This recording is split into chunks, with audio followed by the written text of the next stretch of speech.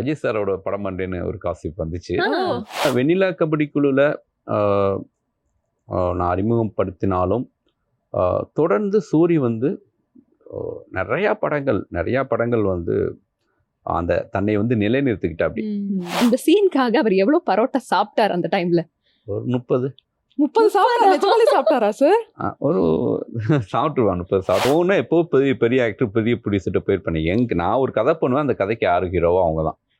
அதனால இது வரைக்கும் நான் என்கிட்ட நிறைய ஹீரோஸ் மீட் பண்ணி கூட என்கிட்ட கதை இல்லைன்னு கூட சொல்லிட்டு வந்திருக்கேன். நான் நிறைய ஸ்போர்ட்ஸ் படம் எடுக்கணுங்கிறது ஒரு பெரிய ஒரு ஆசை. ஏன்னா ஸ்போர்ட்ஸ் படம் எடுக்கும்போது நம்மளே அறியாமல் ஒரு எனர்ஜி வந்து நிற்கும். வெண்ணிலா கபடி குழு மூவி ரிலீஸ் ஆனதுக்கு அப்புறமா உங்க லைஃப் மாறிய தருணம் பத்தி சொல்லுங்க சார். 6,000 வாடகையிலிருந்து ஒரு 20,000 வாடகைக்கு மாறணும். அங்கிருந்து என்னுடைய அத்தை ஃபோன் பண்ணி நீ ஜெயிச்சிட்டடா அப்படின்னாங்க. ஸோ ஃபர்ஸ்ட் வார்த்தை அதுதான். விருந்தினர் பக்கத்தோட கெஸ்ட் யாருன்னு சொல்லிடலாமா? கண்டிப்பா. வெண்ணிலா கபடி குழு, நான் மகாநல்ல, பாண்டிய நாடு, ஜீவா, அழகர் சாமியின் குதிரை போன்ற வெற்றி திரைப்படங்களை இயக்கி தேசிய விருது வென்ற சுசீந்திரன் அவர்களே இன்றைய நம் விருந்தினர். வணக்கம் சார். வணக்கம். எப்படி இருக்கீங்க? நல்லா இருக்கேன். ஆஹா, சூப்பர் சார். நிறைய விஷயங்கள் கேட்கறதுக்காக நானும் பிருந்தாவும் ஆவலா காத்துட்டு இருக்கோம். ஃபர்ஸ்ட்லி உழைப்பாளர் தின நல்வாழ்த்துக்கள். உங்களுக்கும் ஜெயடிவி நேயர்கள் அனைவருக்கும் உழைப்பாளர் தின நல்வாழ்த்துக்கள். சூப்பர். இந்த ஸ்பெஷல் டேல உங்களை மீட் பண்றதுல நாங்க ரொம்ப ஸ்பெஷலா ஃபீல் பண்றோம். உங்களோட இந்த சினிமா ஜர்னிலேயே மறக்க முடியாத ஒரு ஒர்க் டே, எந்த டெக்னீஷியன் வந்து உங்களுக்கு இப்போ வரைக்கும் வந்து பயங்கரமா சப்போர்ட் பண்ணிட்டு இருக்காங்க? வெண்ணிலா கபடி குழு லாஸ்ட் டே ஷூட். அந்த லாஸ்ட் டே ஷூட் மட்டும் என்ன அப்படின்னா, அது சென்னையில் தான் வந்து மேட்ச் பண்ணி ஷூட் பண்ணோம். அந்த லாஸ்ட் டே ஷூட்டில் வந்து மார்னிங் 9க்கு ஆரம்பிச்சு, சாட்டர்டே மார்னிங் 9க்கு ஆரம்பிச்சு அப்படியே கண்டினியூ ஆகி மண்டே மார்னிங் 6 வரைக்கும் பிரேக்கே இல்லாமல் போச்சு கிட்டத்தட்ட. ஸோ ஒரு 48 ஹவர்ஸ். அது வந்து மொத்த டெக்னீஷியனுமே அப்படி ஒர்க் பண்ணோம். அது மறக்கவே முடியாத அந்த மொமெண்ட்டு. அவர் பேரிஷ் கார்னரில் கரெக்டாக ஒரு ஏர்லி மார்னிங் 5 o'clock வந்து பூசணிக்காய் உடைச்சி கேக் கட் பண்ணது இப்போவும் மெமரபுளாக இருக்குது. ஆஹா, சூப்பர் சார். ஸோ ஆக்சுவலாக அது எப்போதுமே ஒரு மெமரபிள் டேவாக இருக்கும். அண்ட் ஒரு பெரிய போராட்டத்துக்கு அப்புறமா தான் உங்களோட ஃபர்ஸ்ட் மூவி வந்து நீங்கள் டைரக்ட் பண்ணீங்க. அப்போ அந்த ஒரு லேபராக நீங்கள் ஒர்க் பண்ணியிருப்பீங்களா அவ்வளோ வருடங்கள் ஒரு டேரக்டராக ஆகிறதுக்கு முன்னாடி? அந்த ஸ்ட்ரகிளை இப்போ நீங்கள் இவ்வளோ ஒரு சக்ஸஸ்ஃபுல் டேரக்டராக ஆனதுக்கு அப்புறமா பார்க்கும்போது எப்படி இருக்கு? நான் என்னுடைய அசிஸ்டன்ட் எல்லார்ட்டையும் சொல்கிறது அதுதான். ஸோ நம்ம எந்த அளவுக்கு வந்து ஒரு விஷயத்தை நேசித்து ஒர்க் பண்ணுறோம் அதுதான் வந்து நமக்கான. ஏன்னா என் கூட நிறையா என்னுடைய நண்பர்கள் நிறைய பேர் எங்க கூட ட்ராவல் ஆகியிருக்காங்க. ஆனால் இயக்குனர் ஆனது பார்த்தீங்கன்னா எங்களுடைய ஃப்ரெண்ட்ஸ் சர்க்கிள் ஒரு 4-5 பேர் தான் ஆயிருக்கோம். ஸோ அது பெரிய கிஃப்டட் அது. பட் எங்கள்கிட்ட ஒரு சிங்கிள் ஃபோக்கஸ் இருந்துச்சு. ஸோ அந்த உழைப்பு அந்த நம்பிக்கை தான் வந்து எங்களுக்கு அந்த வெற்றியை தந்துச்சு. இந்த நிமிஷம் அப்படி திரும்பி பார்க்கும்போது சரி, ஓகே, நம்மளுடைய அந்த நம்பிக்கைக்கும் அந்த உழைப்புக்கும் கடவுள் சரியான ஒரு இதை அங்கீகாரம் கொடுத்திருக்காரு அப்படின்னு நான் நினைக்கிறேன். ஆஹா, நிச்சயமா சார். அதே மாதிரி உங்களுக்கும் ஸ்போர்ட்ஸ்க்கும் இருக்கிற காதல் பத்தி கண்டிப்பா நீங்க சொல்லியே ஆகணும். ஏன்னா ஒரு ஹீரோயினுக்கு இருக்கிற காதலை விட உங்களுக்கும் ஸ்போர்ட்ஸ்க்கும் வந்து ஒரு காதல் வந்து பயங்கர சூப்பரா ஒர்க் அவுட் ஆகுது. எதனால சார் ஸ்போர்ட்ஸ்க்கும் உங்களுக்கும் அந்த காதல் வந்து இவ்வளவு சூப்பரா ஒர்க் அவுட் ஆகுதுன்னு நீங்க நினைக்கிறீங்க? ஜென்ரலா வந்து ஒரு நியூஸ் பேப்பர் படிக்கும்போது இருந்தே, சின்ன வயசுல நியூஸ் பேப்பர் படிக்கும்போது இருந்தே நான் ஃபர்ஸ்ட் எடுத்தோன்னே கடைசி பேஜ் தான் பார்ப்பேன். ஸோ அந்த ஸ்போர்ட்ஸ் சின்ன வயசுலேருந்தே எனக்கு ஆர்வம். கிரிக்கெட்டாக இருக்கட்டும், கபடியாக இருக்கட்டும், டென்னிஸாக இருக்கட்டும், எல்லா ஸ்போர்ட்ஸ் நியூஸ் ஃபுல்லாக படிச்சுட்டு அப்புறம் தான் நான் வந்து சினிமா பக்கம் போவேன். சினிமா பக்கம் பார்த்துட்டு அப்படியே வச்சுருவேன். அதை ஃபஸ்ட்டு பேஜும் கூட பார்க்க மாட்டேன். அது சின்ன வயசுலேருந்து எனக்கு வந்து ஒரு பெரிய தீரா காதல். அதுவும் அப்பா கபடி பிளேயர், அதனால் ரொம்ப வந்து அது எனக்கு கனெக்ட் ஆச்சு. சின்ன வயசுலேருந்து நிறைய கிரிக்கெட் விளாண்டுருக்கேன், நானும் கபடி விளாண்டுருக்கேன். அதனால் எனக்கு நிறைய ஸ்போர்ட்ஸ் படம் எடுக்கணுங்கிறது ஒரு பெரிய ஒரு ஆசை. ஏன்னா ஸ்போர்ட்ஸ் படம் எடுக்கும்போது நம்மளே அறியாமல் ஒரு எனர்ஜி வந்து நிற்கும். ஏன்னா அது வந்து சாதாரணமாக ஒரு ஸ்போர்ட்ஸ் படத்தை எடுத்துட முடியாது. அது அவ்வளோ எனர்ஜி நமக்கும் தேவைப்படும், ஆர்டிஸ்ட்டுக்கும் தேவைப்படும். எப்பயுமே ஸ்போர்ட்ஸ் படத்தில் ஒரு ஹோப் இருக்கும். அந்த ஹோப் வந்து நமக்கு ஆட்டோமேட்டிக்காக அது வந்து நமக்கு கிடைக்கும். அதுதான் ஸ்போர்ட்ஸ் படத்துடைய ஸ்பெஷல். ரொம்ப அழகா சொல்லியிருந்தீங்க சார். அண்ட் நீங்க சொல்லும் போது முதல் படம் அப்படிங்கறதே ஒரு முதல் குழந்தை மாதிரி நம்ம பாக்குற மாதிரி இருக்கும். பயங்கரமான ஹார்ட் ஒர்க், உங்களோட எனர்ஜி, எல்லா டெக்னிக்கல் சப்போர்ட் எல்லாத்தையும் வச்சு உங்களோட முதல் படம் ரிலீஸ் ஆகும்போது டெஃபினட்டா அந்த டைட்டிலா இருக்கட்டும், இல்ல அந்த கிரெடிட்ஸ்ல வந்து உங்களோட பேர் வரதா இருக்கட்டும், அது எப்படி சார் அந்த தருணம் இருந்தது? நங்கநல்லூர் தியேட்டருக்கு போனேன். ஆஞ்சநேயர் கோயில் போயிட்டு அங்கே நங்கநல்லூர் தியேட்டருக்கு போனேன். தியேட்டருக்கு போனால் ஒரு 5-6 பேர் தான் இருந்தாங்க. ஏன்னா நியூ ஃபேஸுங்கிறதுனால க்ரௌட் இல்லை. சரி ஓகே, ஏன்னா கொஞ்சம் ரூரல் போய் பார்க்கணுன்னு ஆசை. சிட்டி மெயின் ஸ்க்ரீனில் பார்க்கறத விட கொஞ்சம் ரூரலில் போய் பார்க்கணுன்னு ஆசை. என்னுடைய ஃப்ரெண்ட்ஸு என்னுடைய ஃபேமிலி எல்லாம் சத்யம் தேட்டர் போயிருந்தாங்க, ஏவிஎம் போயிருந்தாங்க. ஸோ நான் கொஞ்சம் ரூரலில் போய் பார்க்கணும், அங்கே க்ரௌட் இல்லைன்னொன்னே சரி ஓகே பூந்தமல்லி சுந்தர் தேட்டருக்கு போனோம். ஸோ அங்கே போனால் ஒரு 50-60 பேர் இருந்தாங்க. ஸோ அது அந்த படம் பார்த்தீங்கன்னா வந்து ஒரு பிகினிங் வந்து ஒரு 5 to 10 minutes வந்து 30 mm ஓடும். ஸோ ஸ்கோப்புக்கு மாறுறதே அந்த சைல்ட்ஹுட் போர்ஷன் முடிஞ்சதுக்கு அப்புறம் தான் ஸ்கோப்புக்கு மாறும். ஸோ இப்போவும் நல்ல ஞாபகம் இருக்கு, என்னடா ஏதோ டாக்குமெண்ட்ரி மாதிரி படம் ஓடுது அப்படின்னு கமெண்ட் பண்ணிட்டே இருந்தாங்க. அப்புறம் அப்படியே ஸ்க்ரீன் அப்படியே கொஞ்சம் கொஞ்சமா ஸ்கோப்புக்கு மாறும்போது படம் பெருசா மாறுதுடா அப்படின்னு ஒரு ஆட்டோ டிரைவர்ஸ் அவங்களுடைய நாலேஜுக்கு அவங்க வந்து ஒரு ஸ்பீக் இருந்துச்சு. பட் அது படம் முடிஞ்சு வெளியே வரும்போது ஸோ எனக்கு இன்ட்ரோல்லே எனக்கு கால் வந்துருச்சு. இங்கே பூந்தமல்லி தேட்டரில் எனக்கு வந்து இன்ட்ரோல் முடிஞ்சு நான் வெளியே போகும்போது ஊரில் படம் முடிஞ்சிருச்சு. ஊர்ல எல்லாம் ஒரு இன்னும் 1 ஹவருக்கு முன்னாடியே ஸ்டார்ட் பண்ணிடுவாங்க. ஸோ அங்கேருந்து என்னுடைய அத்தை ஃபோன் பண்ணி நீ ஜெயிச்சிட்டடா அப்படின்னாங்க. ஸோ ஃபஸ்ட்டு வார்த்தை அதுதான். அப்புறம் சத்யம் தேட்டரில் படம் முடிஞ்சிட்டு அப்பா வந்து ரொம்ப எமோஷ்னலாக பேசினது.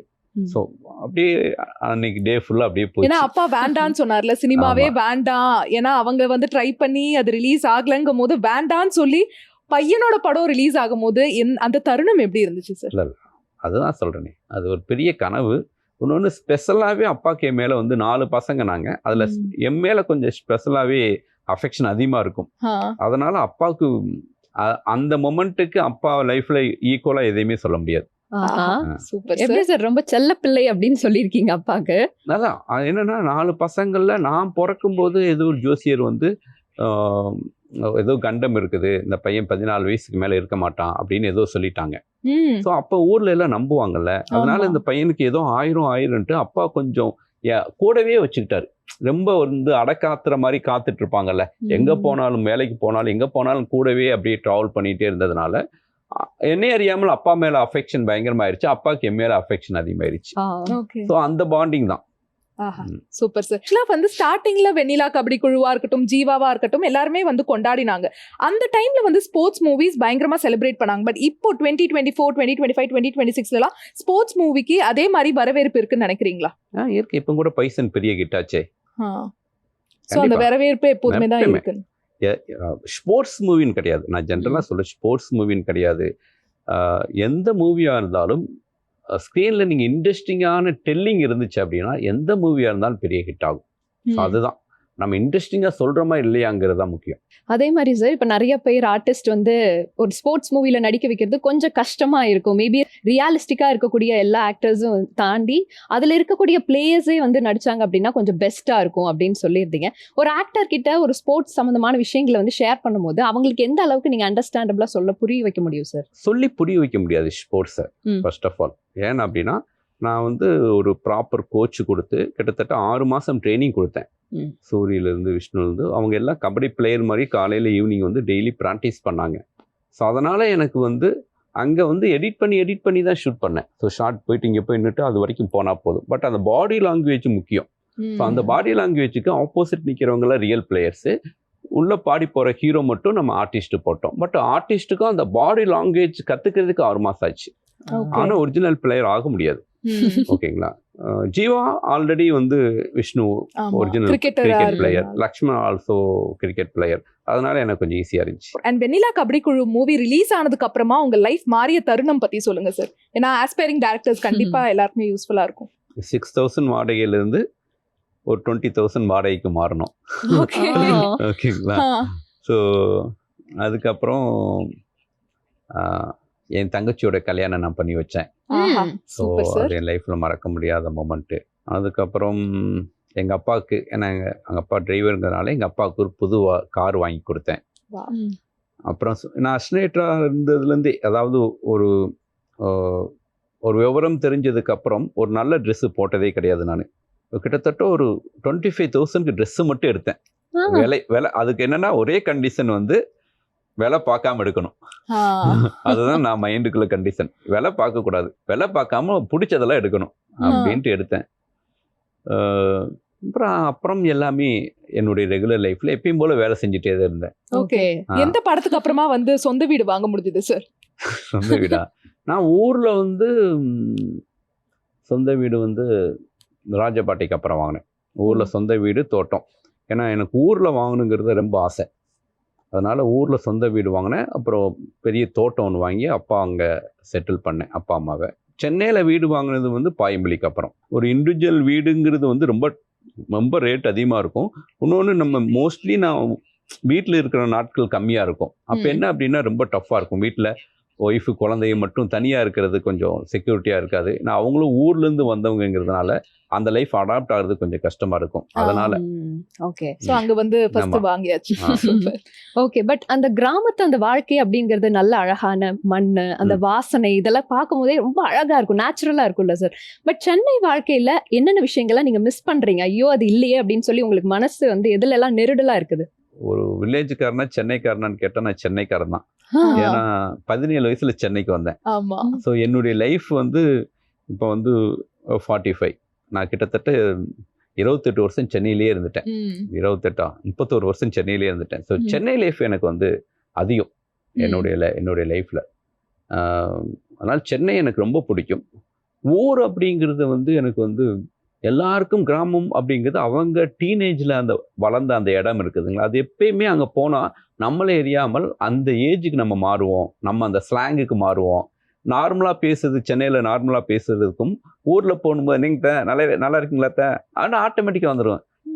வாசமே காஃபி அப்படின்ட்டு அவங்க ஒரு ஸ்லாங்கில் சொல்லுவாங்க. இல்லைங்க பரவாயில்லைங்க இப்போ தாங்க சாப்பிட்டு இந்த மாமா வீட்டில் சாப்பிட்டாங்க இன்னொரு நாள் வரங்க அப்படின்ட்டு நம்மளே அறியாமலே அந்த ஸ்லாங் வந்துடும். நம்மளே அறியாமலே வந்துடும். நம்ம அந்த ஸ்லாங் பேசணும்னு நினைக்க தேவையில்லை. ஸோ அந்த மொமெண்ட்டு பையனை கூட்டிகிட்டு போகிறேன். அப்பா இந்த வீட்டில் தான்டா இருந்தேன், இங்கே தான் விளாடுவோம், இந்த ஸ்கூல் படித்தோம். ஸோ அந்த பகிரும்போது நமக்கு கொஞ்சம் சந்தோஷமா இருக்கும். ஓகே. பட் அந்த கிராமமே இப்போ இல்லை. அதுதான் பிரச்சனை. அது இந்த 30 வருஷத்துல அந்த கிராமம் சுத்தமா இல்லை. டோட்டலாக வந்து மொத்த ஸ்ட்ரக்சருமே மாறிடுச்சு. அந்த மண் தரையே கிடையாது. ஸோ அது நமக்கு ஒரு பெரிய வருத்தம். ஓகே. அண்ட் உங்களோட ஸ்ட்ரென்த் நீங்க என்ன நினைக்கிறீங்க சார்? கிராமியம் அந்த சார்ந்து இருக்கிற வந்து சப்ஜெக்ட்ஸ் வந்து கண்டிப்பா மக்களுக்கு இன்னும் நான் டைரக்ட் பண்ணா ரெஜிஸ்டர் ஆகுதுன்னு நீங்க நினைக்கிறீங்களா? உங்களோட ஸ்ட்ரென்த் என்னவா இருக்குன்னு நீங்க நினைக்கிறீங்க? உங்களுக்கு தெரியும்ல, மிடில் கிளாஸ் லைஃப் தான். So lower middle class life. ஒரு வில்லேஜ் படமாக இருந்தாலும் சரி, சிட்டி படமாக இருந்தாலும் சரி, ரொம்ப ஒரு மிடில் கிளாஸ் லைஃப் இல்லை லோயர் மிடில் கிளாஸ் லைஃப் அதை சொல்லும்போது இன்னும் கொஞ்சம் எனக்கு வந்து ரொம்ப ஈஸியாக மக்கள்கிட்ட கொண்டு போய் கனெக்ட் பண்ண முடியும் அப்படின்னு பிலீவ் பண்ணுறேன் நான். ஸோ அதுதான் எனக்கும் பிடிக்கும். ஓகே. ஓகே. அண்ட் அதே மாதிரி ஓஜி சுசீந்திரன் சார் எங்கப்பா அப்படின்னு நிறைய நெட்டிசன்ஸ்லாம் கேட்டுட்டு இருக்காங்க சோஷியல் மீடியால. அவரோட படங்கள் எல்லாம் நாங்க ரொம்ப மிஸ் பண்றோம், ஸ்டார்டிங்ல வந்து வேற லெவலா இருந்துச்சு. அந்த சுசீந்திரன் சார் எங்கன்னு கேட்கறவங்களுக்கு என்ன பதில் சொல்லணும்னு ஆசைப்படுறீங்க? இது ஒரு டிராவலிங் தான். எல்லா லைஃப்லயுமே ஒரு அப் அண்ட் டவுன் இருக்கும், 100% இருக்கும். அது நீங்கள் ரஜினி சாராக இருந்தாலும் அவருடைய லைஃப்லேயும் அப் அண்ட் டவுன் இருக்கும். அதை நான் வந்து ரொம்ப 100% வந்து முழுமையாக உணர்ந்து அந்த பயணத்தை நான் பண்ணிகிட்ருக்கேன்.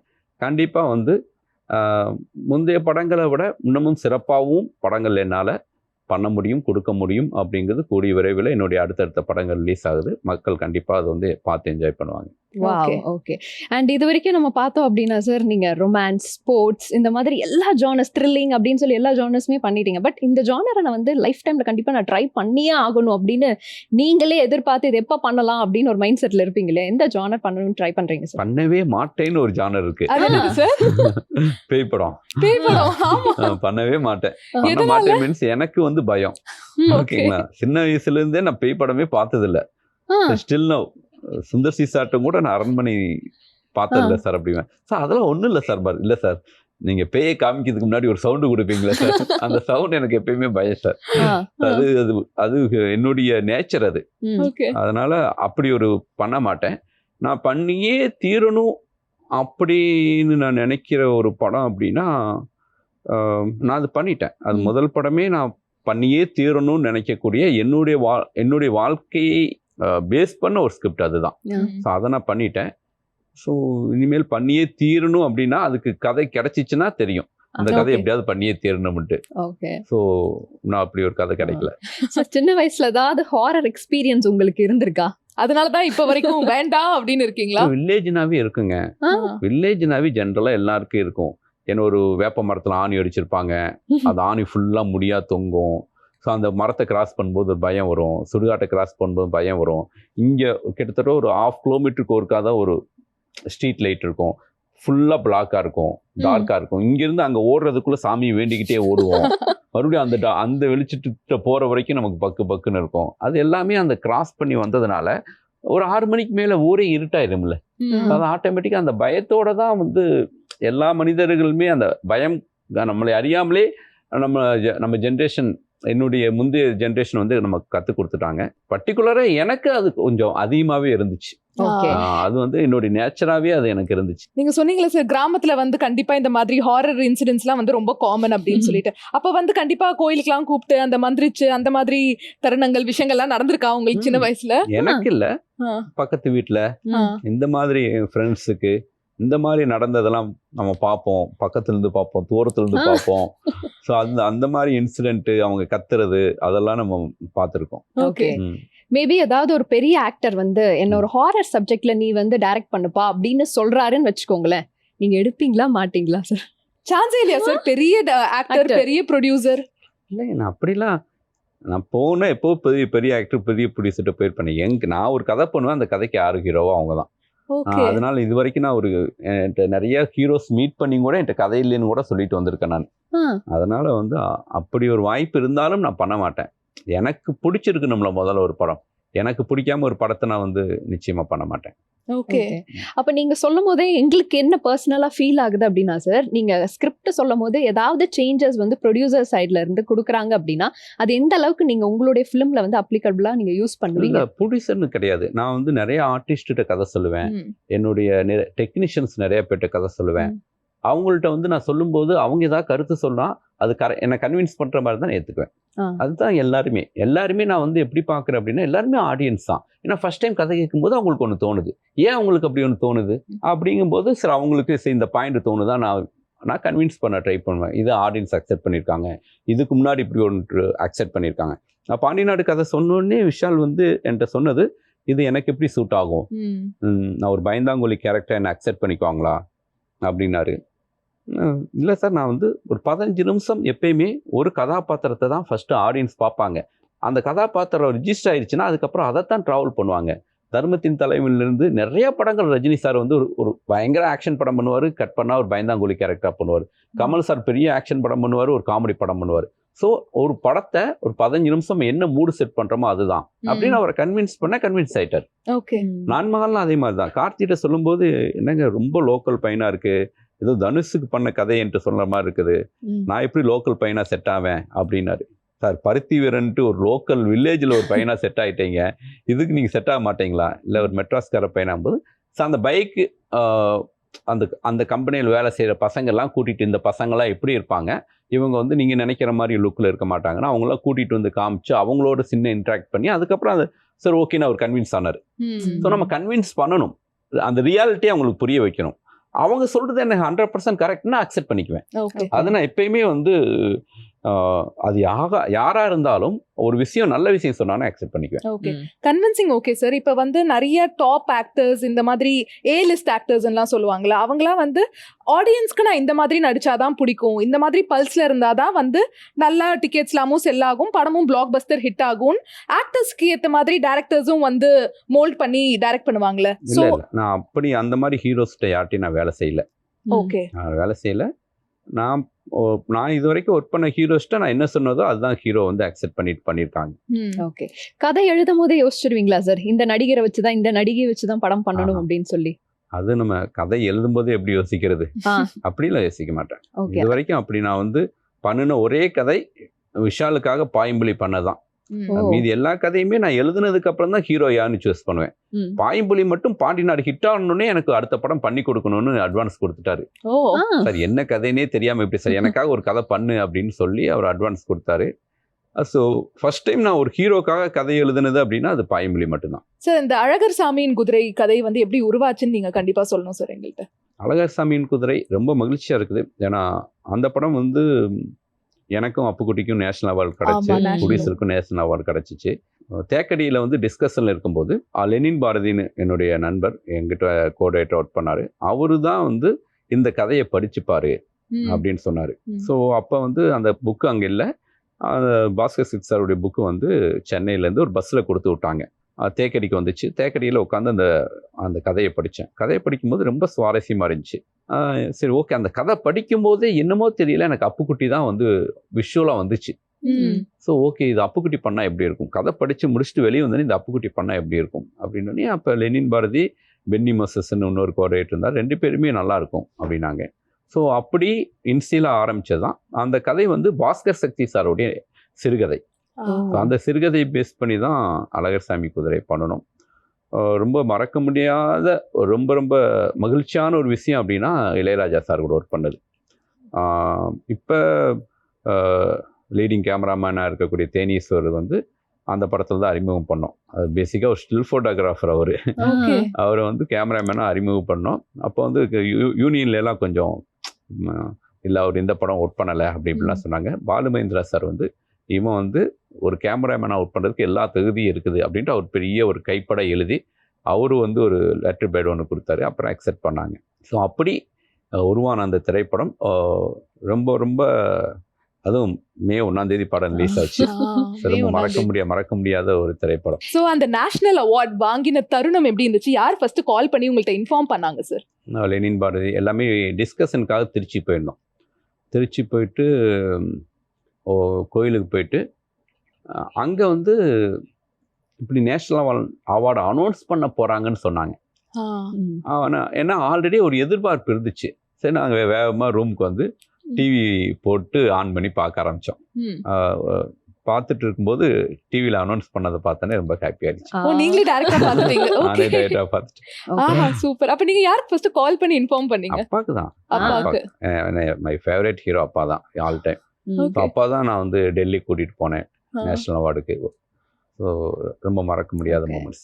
இந்த ஸ்கிரிப்ட் ஒர்க் பண்ணும் போதே அந்த ஃபீல் இருந்துச்சா sir? Like national award win பண்ணும் அப்படிங்கிற ஒரு உள் மனசு வந்து ஏதாவது சொல்லுச்சா? எப்பயுமே அதை நான் எப்பயுமே அவார்டு கிடைக்கும் அப்படின்ட்டு ஒரு கதையை நான் எழுத மாட்டேன். ஒரு கதை எழுதி ஷூட் பண்ணி முடிச்சதுக்கப்புறம் கூட இந்த படம் அவார்டு கிடைக்கணும்னு எதிர்பார்க்க மாட்டேன்.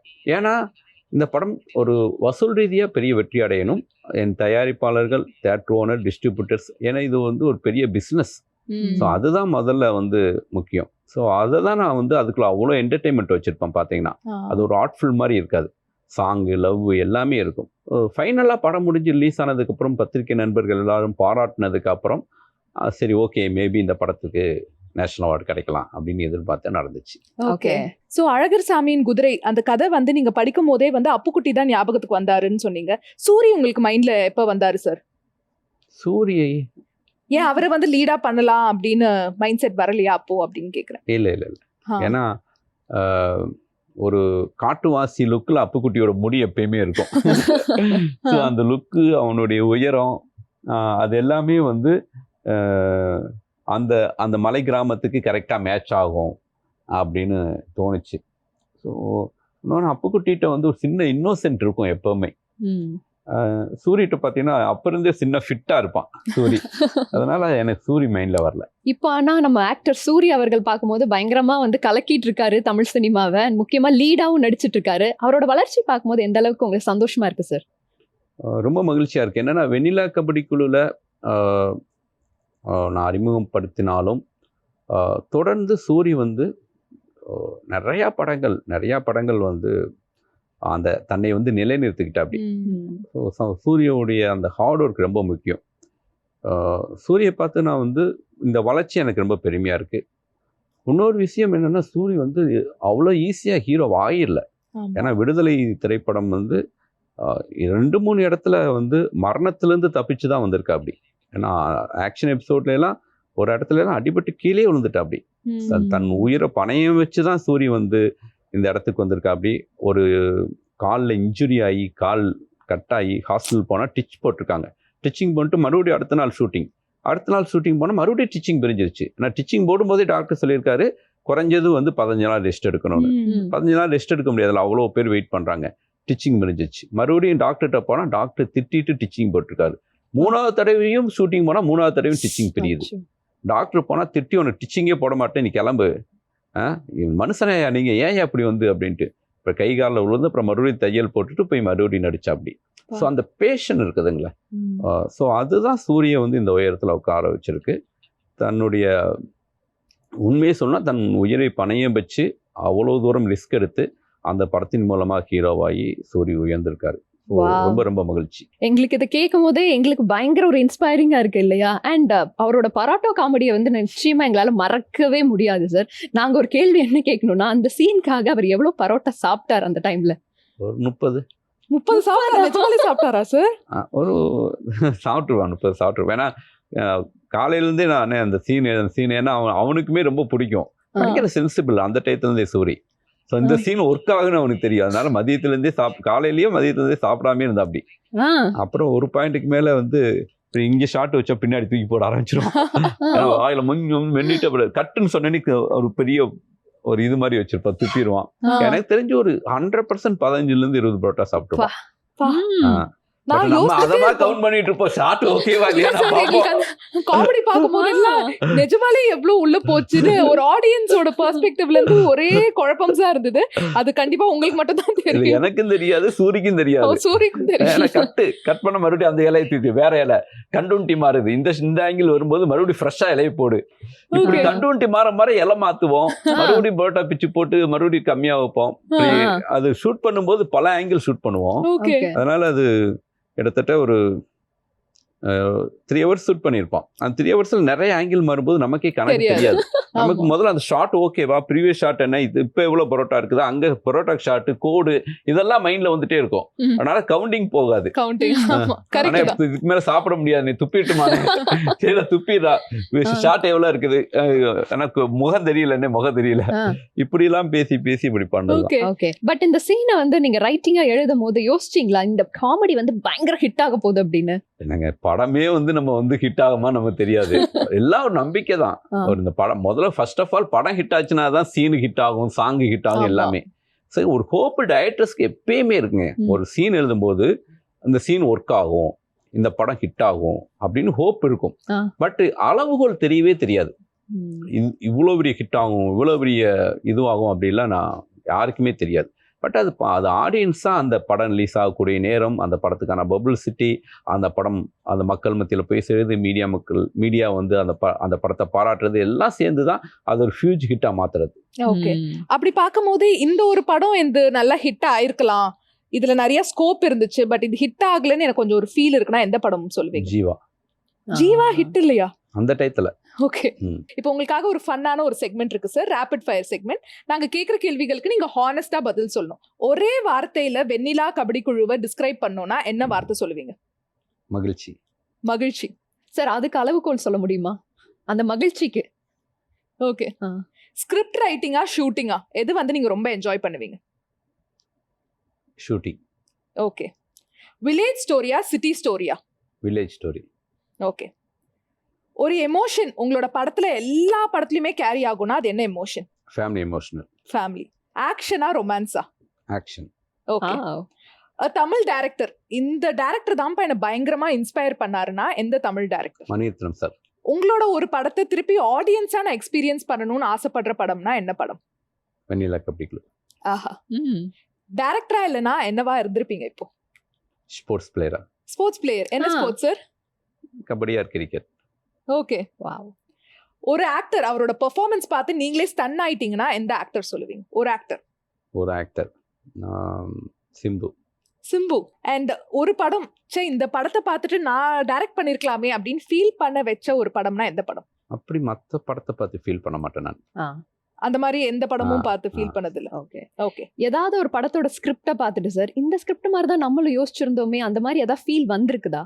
இல்லை, அப்படி லைட்டாக அந்த மாதிரி சாயல் இருக்கும். ஏன்னா அந்த மாதிரி இருக்கும், நிறைய படங்கள் இருக்குது. பட் அதை நம்ம இப்படி பொது வெளியில் சொல்லக்கூடாது. அடுத்ததாக, ஸ்ட்ராங் ஸ்கிரிப்டா இல்லை பெரிய ஸ்டாரா? Strong script. நியூ கமர்ஸா எக்ஸ்பீரியன்ஸ்டான நடிகர்களா? Newcomers. பிக் பட்ஜெட்டா மீடியம் பட்ஜெட்டா சார்? ஸ்கிரிப்டுக்கு ஏற்ற மாதிரி பட்ஜெட். ஓகே, கமர்ஷியல் சினிமாவா ரியலிஸ்டிக் சினிமாவா? கமர்ஷியல் சினிமா, ரியலிஸ்டிக் சினிமா ரெண்டுக்கும் சென்ட்ரல் ஒரு படம் இருக்குது. ஆஃப் பீட் கமர்ஷியலாகவும் இல்லாமல் ரொம்ப ரியலிஸ்டிக்காக இல்லாமல் ஒரு ஆஃப் பீட்டாக ஒரு படம் இருக்குது. அதுதான் நான் மகனில் பாண்டியன் நல்லா நம்பகத்தன்மை இருக்கும், அதுக்குள்ளே கமர்ஷியலும் இருக்கும். ஓகேங்களா? ஸோ இதுக்கு ரெண்டுக்கு நடுவில் ஒரு படம் இருக்குது. அதுதான் என்னுடைய ஸ்டைல், ஓகே, எனக்கு பிடிச்சது. நைஸ். அதிகபட்சமா நீங்க டைம் எடுத்துக்கிட்ட ஒரு ஸ்டோரினா அது எந்த ஸ்டோரி சார்? அதிகபட்சமாக நான் டைம் எடுத்துக்கிட்ட ஸ்டோரி அப்படின்னா ஆதலால் காதல் செய்வேன். கல்ட் மூவி சார் அது. அப்பா அந்த படத்தை மறக்கவே முடியாது. ஆனா நாங்களாம் வந்து பயங்கரமா ஷாக் ஆன ஒரு கதை அது. எப்படி சார் ஸ்ட்ரைக் ஆச்சு? கண்டிப்பா ஆடியன்ஸ் வந்து வேற லெவல் ட்விஸ்ட் கொடுக்கணும், ஏன்னா அந்த டைம்ல வந்து இந்த மாதிரி ஒரு கதை கண்டிப்பா எதிர்பார்த்திருக்க மாட்டோம். So what give you the confidence sir? அப்ப கான்ஃபிடென்ஸு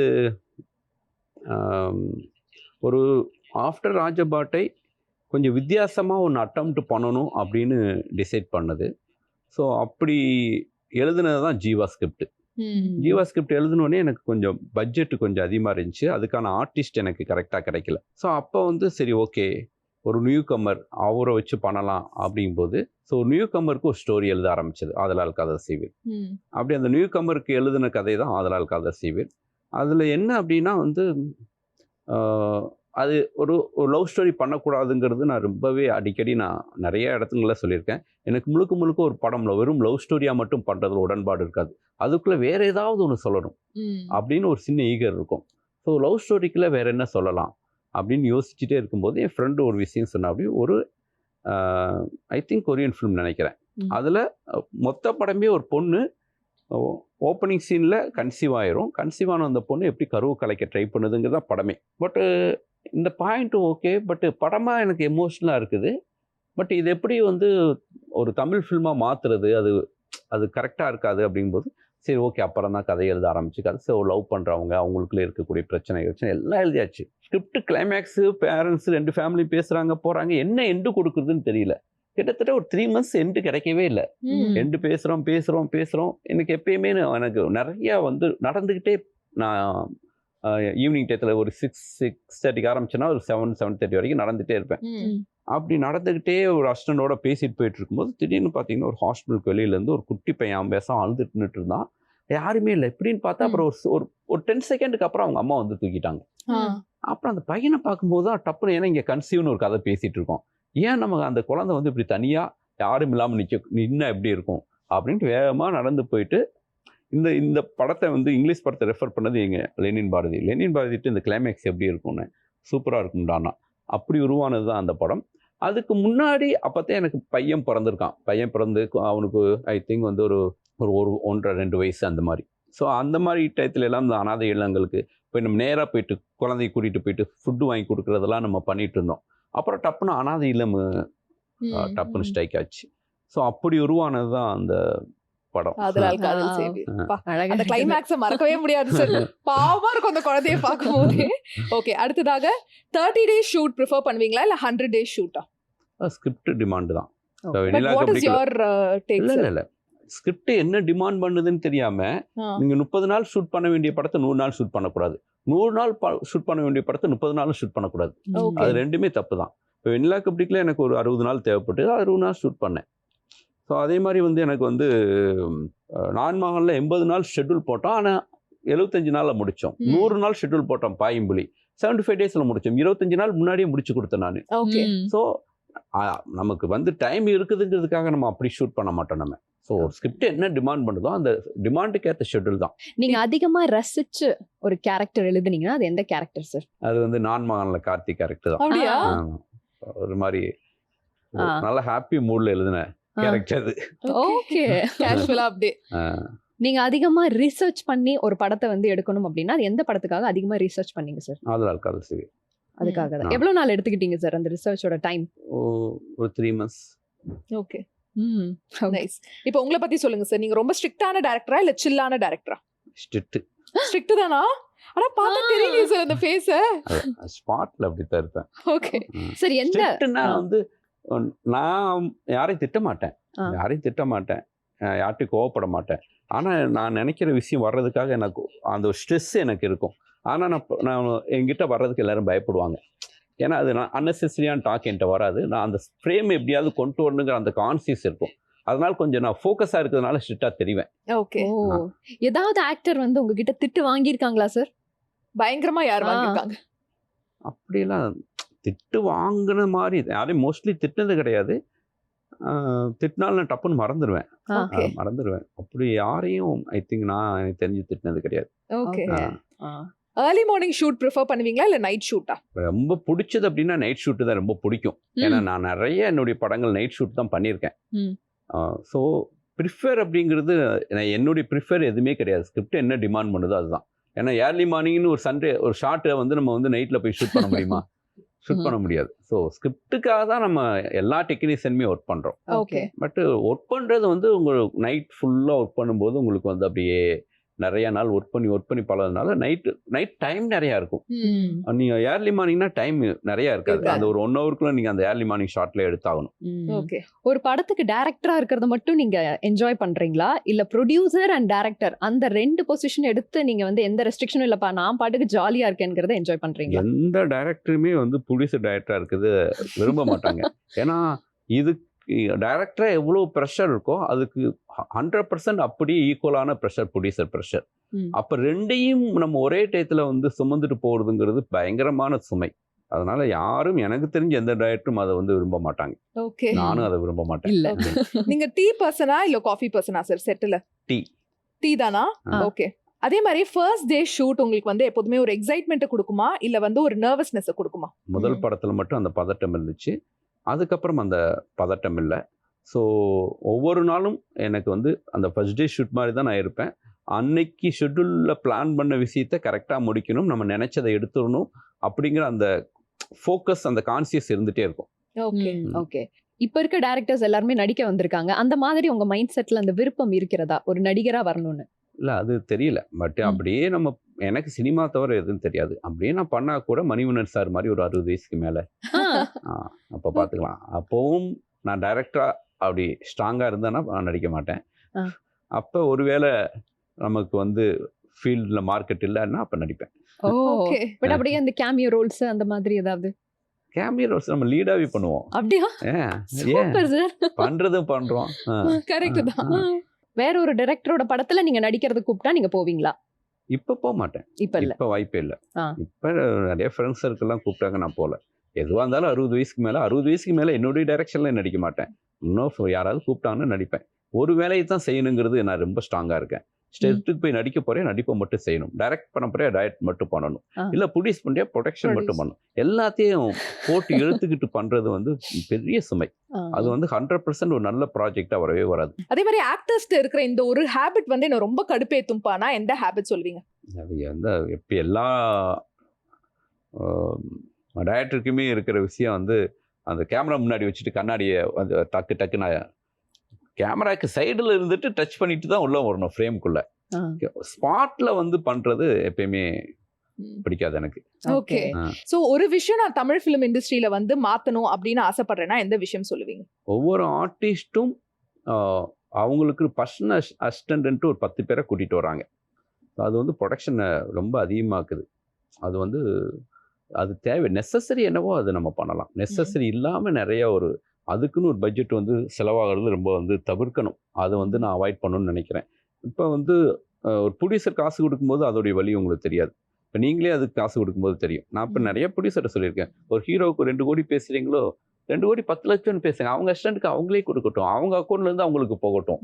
அப்போ தான் எவ்வளோ அவங்க அசிஸ்டண்ட்டுக்கு போகுதுன்னு அவங்களுக்கு கணக்கு தெரியும் அப்படின்னு நிறைய ப்ரொடியூசர்கிட்ட சொல்லியிருக்கேன். ஸோ அந்த விஷயம் நம்ம கண்டிப்பாக மாற்றியே ஆகணும். அது வந்து ஒரு பேக்கேஜாக பண்ணணும். அப்படி இல்லை அப்படின்னா அது ஏன்னா நம்ம கம்பெனிக்குன்னு மேக்கப் மேன் இருக்காங்க, கம்பெனிக்குன்னு ப்ரொடக்ஷன்ஸ் எல்லாமே இருக்காங்க. பட் அவங்க பர்சனலாக வச்சுக்கிறது அது அதிகமான செலவை கொண்டு வர்றது வந்து ரொம்ப தவறான விஷயம். அவங்க வீட்டில் அதே 10 பேரோடதையா வாழ போகிறாங்க அவங்க. இல்லை கரெக்ட். ஏதாவது படங்கள்ல வந்து சார் ஏதாவது ஆக்டரை கமிட் பண்ணிட்டு ஏன்டா கமிட் பண்ணோம்னு நினைச்சிருக்கீங்களா? நினைச்சிருக்கீங்க. ஓகே. நினைச்சு படத்துல இருந்து தூக்கி இருக்கேன். உங்களை பத்தி ஏதாவது காசிப்ஸ் வந்திருக்குல்ல சார்? பட் அந்த காசிப்பை பார்த்துட்டு சூப்பரா இருக்கு, இது உண்மையா இருந்தா கூட நல்லா இருக்குமே அப்படிங்கிற மாதிரி ஃபீல் பண்ணிருக்கீங்களா? அதாவது காசிப் சார். அஜித் சாரோட படம் பண்றேன்னு ஒரு காசிப் வந்துச்சு. இதெல்லாம் கேட்டாங்க, அஜித் சார் அப்படிலாம் ஒன்றும் இல்லை, பட் இருந்தால் நல்லா தான் இருக்கும், வெயிட் பண்ணுவோம் அப்படின்னு சொல்லியிருக்கேன். அதுக்கு முயற்சி பண்ணியிருக்கீங்களா சார்? அவருக்காக ஒரு ஸ்கிரிப்ட் எழுதணும், அவர் பிட்ச் பண்ணணும்ல? ஓகே. நான் கதை ஒரு ஆர்டிஸ்ட் மைண்ட்ல வச்சுட்டு எழுத மாட்டேன். எனக்கு கதை கிடைச்சிச்சுன்னா அவங்கள்ட்ட அப்ரோச் பண்ணும், அவ்வளவுதான். ஃபைனலா நீங்க ஃபாஸ்டா சொல்லணும் சார். ஒரே வார்த்தையில சொல்லணும், சினிமானா உங்களுக்கு என்ன? My life. சக்சஸ்னா? பயணம். ஃபெயிலியர்னா? பயணம். அடுத்த கனவு? சக்சஸ். Rapid fire. தேங்க்யூ. ரொம்ப அழகா நிறைய விஷயங்கள் எங்களோட ஷேர் பண்ணீங்க. அண்ட் அதே மாதிரி பாரதி ராஜா சாரோட ஒர்க் பண்ண எக்ஸ்பீரியன்ஸ் பத்தி கண்டிப்பா சொல்லுங்க சார் எங்களோட.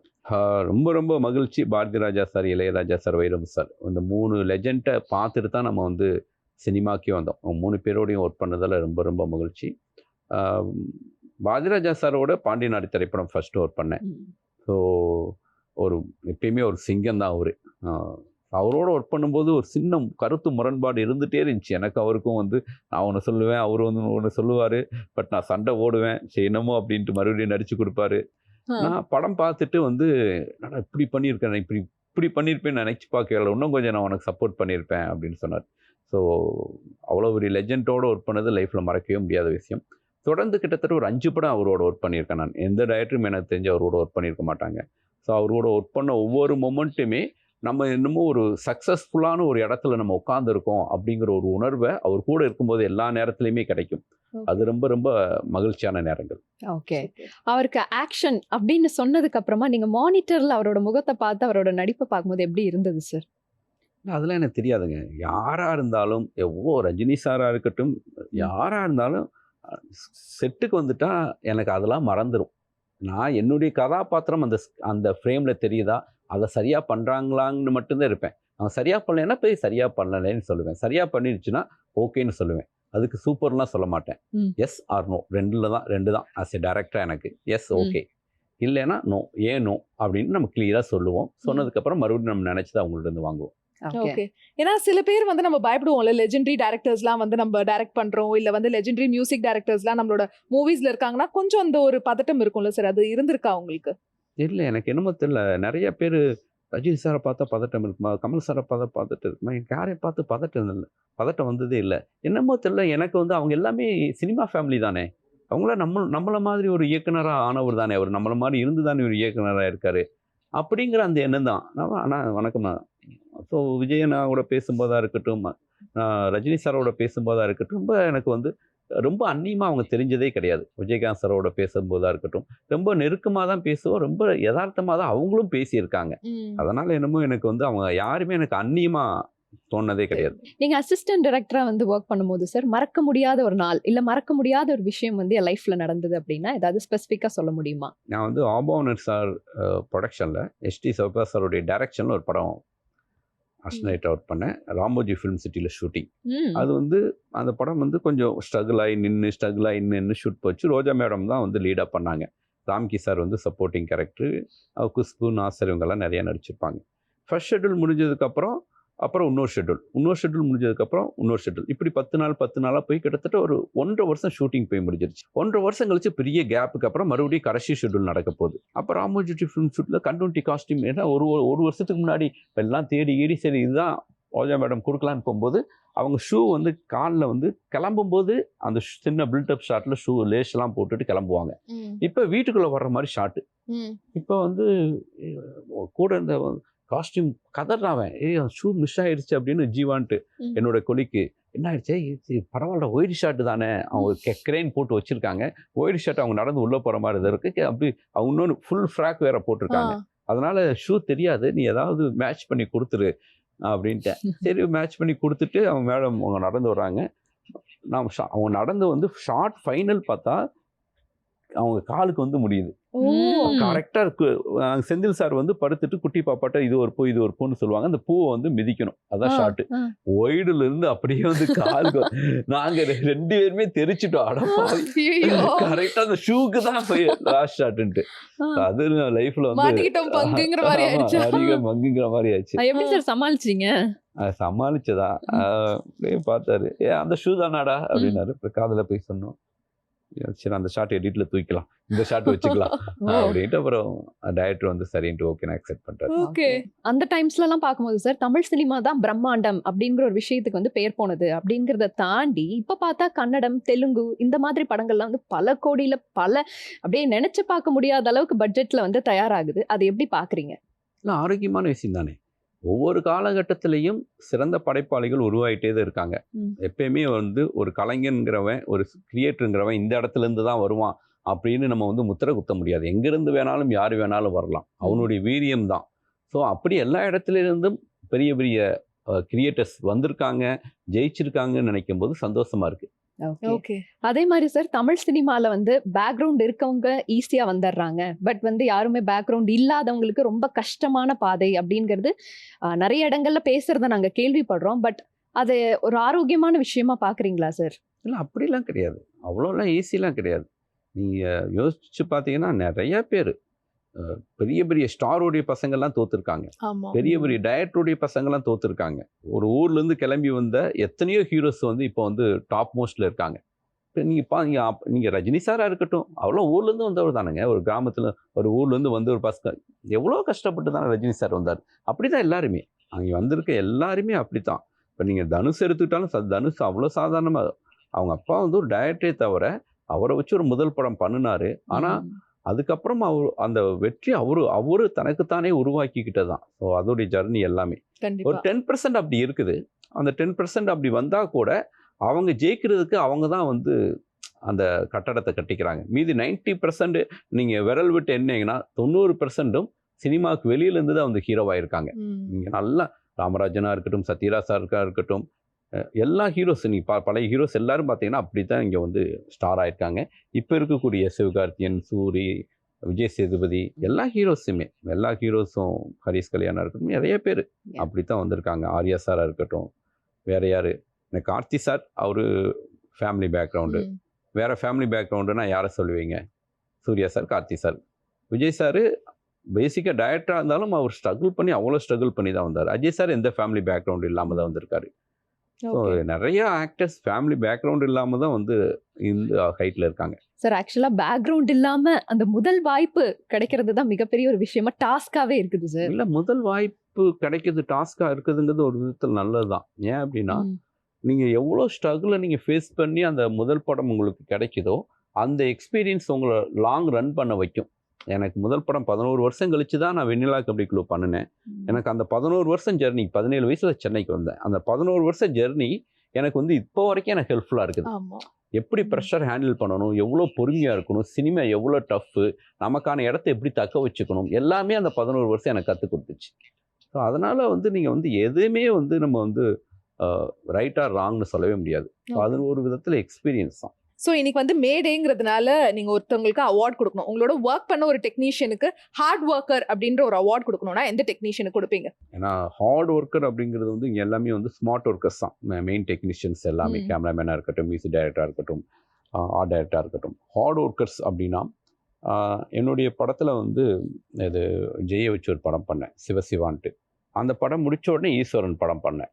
ஸோ 2 படத்துக்குமே கிம்பிள் ஆப்ரேட்டர், ஒரே கிம்பிள் ஆப்ரேட்டர். அந்த படம் 23 நாளில் முடித்தேன், இந்த படம் 28 நாளில் முடித்தேன்.